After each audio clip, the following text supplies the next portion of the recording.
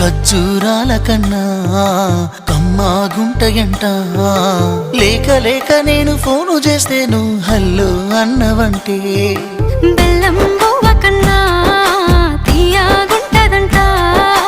ఎన్నడూ నాడు ఫోను చేసే బాగున్నావన్నవంటే ఏడాది ఎండల్లో ఉంటేనై మోస్తున్న నా బతుకు కష్టాలని పిల్లని చెయ్యి పట్టాలని. నల్లని సీకట్లో ఒకదాన్నే కూసున్న దిక్కులేని పచ్చినయ్యి బావా నువ్వెప్పుడొస్తావని. ఏళ్ళైపోతుండే పిల్ల ఎన్నెలొచ్చింది మన బతుకులా.